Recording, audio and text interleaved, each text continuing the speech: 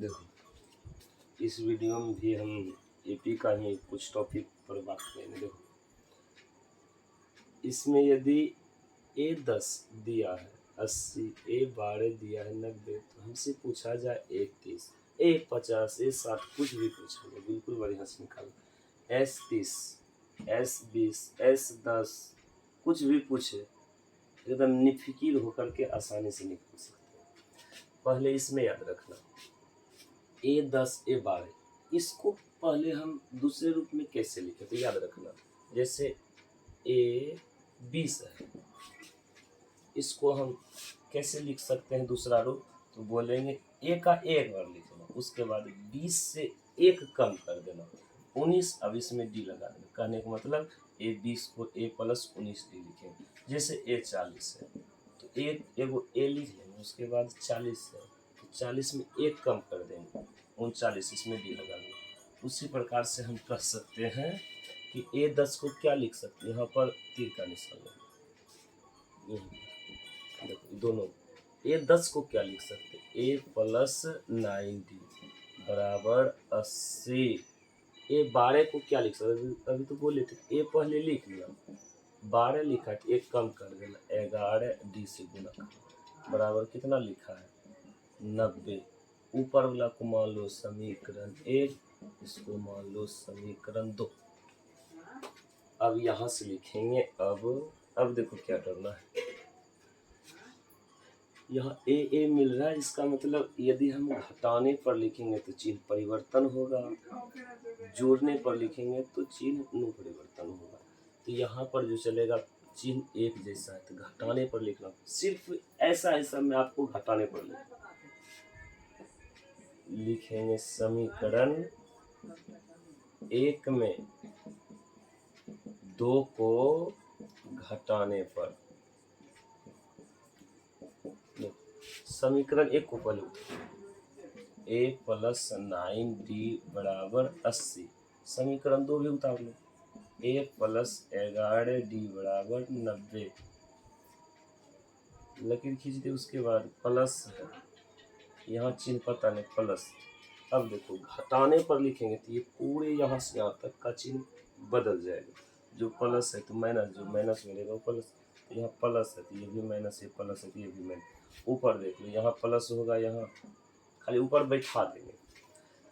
ए देखो प्लस में A minus में, ये क्या हो गया, कट गया।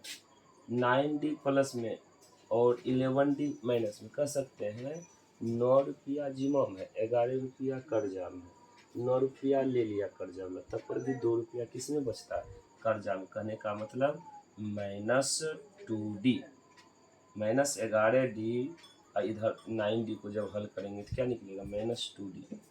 अब देखो 80 रुपया प्लस में, 90 रुपया किस में, माइनस में, घटाएंगे तो -10, यहाँ से माइनस माइनस आप काट सकते हैं, यहाँ से 2 को डायरेक्ट काट सकते हैं, यदि नहीं आता है तो इस प्रकार से लिख सकते हैं, D बराबर 10, 2 इधर गुना होगा, इधर आएगा, इससे देखना D से किस प्रकार टूट रहा है, गुना से, 2 इधर गुना में, इधर आएगा भाग में, काट दो 5। कहने का मतलब D का जो वैल्यू निकल कर आ गया ये 5।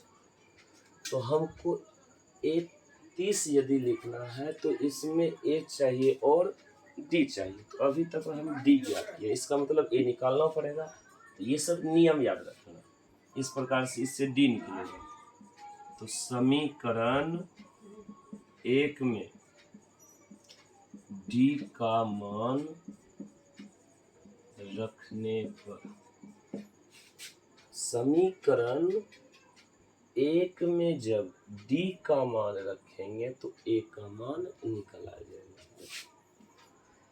क्या लिखा है, A+9D बराबर 80, A+9D का वैल्यू देख सकता है 5 बराबर 80, A+9 बचे 45 बराबर 80। दिखता है या नहीं, देखो यहाँ लिखते हैं, दिख रहा है कि नहीं, चलो लास्ट यहीं पर निकाल लेते हैं, दिख जाएगा 80, प्लस में है उधर चला जाएगा माइनस में।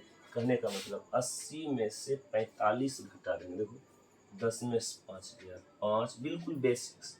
यहाँ बचा 7 में से 4 जाएगा 3, कहने का मतलब ए का जो वैल्यू निकल करके आया 35 और डी का वैल्यू 5। अब हम आसानी से 31 को भी निकाल सकते।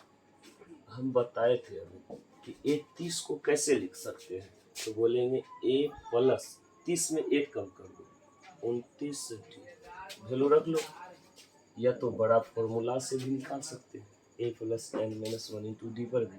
a का वैल्यू देख लो कितना निकाले हुए हैं 35 प्लस 29, डी का वैल्यू देख सकते हैं 5, हल कर दो 35 प्लस 9 पचे 45, 5 दूनी 10 4 14, देखो 5 5 10 4 3 7 1 8 1 यहाँ। कहने का मतलब 31 जो निकल करके आएगा 180 आएगा। S30 भी पूछा गया है। S30 में ऐसा नहीं S प्लस 29 डी, ये नहीं, इसका फॉर्मूला पर बैठा लेंगे n/2 इंटू शॉर्ट भी लगेगा लॉन्ग भी लगेगा, क्योंकि S30 A30 n का वैल्यू सेम है, इसलिए शॉर्ट वाला भी लगा सकते हैं a प्लस an। यदि n का वैल्यू अलग अलग रहेगा तब लॉन्ग फॉर्मूला लगाएंगे। n का वैल्यू देख सकते हैं, यहीं से उठाएंगे, ये रहा n का वैल्यू 30/2। a का वैल्यू देखो कहाँ निकाले हैं 35 प्लस an का वैल्यू कितना 180, 2 से काटो 15, यहाँ पर 15 इंटू का मतलब गुना। क्यों गुना दिए, क्योंकि ये जुटने के बाद अब की बार ब्रैकेट खत्म हो गया 0 5 हो जाएगा 8 3 11 का 1 0 5 5 8 3 11 के 1 बाकी 1 1 1 2।